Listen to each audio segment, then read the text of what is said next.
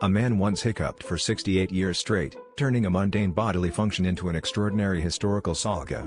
Meet Charles Osborne, who holds the record for the longest bout of hiccups, starting in 1922 and mysteriously ending in 1990. Imagine the frustration of a condition that persisted through decades, spanning major world events like the Great Depression, World War II, and the moon landing. Osborne's hiccups began after a fall while attempting to weigh a hog, leading to an estimated 430 million involuntary contractions over his lifetime.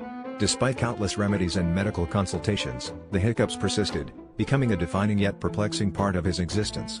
His story is a testament to the unpredictability of the human body and the surprising ways in which life's small annoyances can capture the world's curiosity, leaving a legacy as unforgettable as it is peculiar.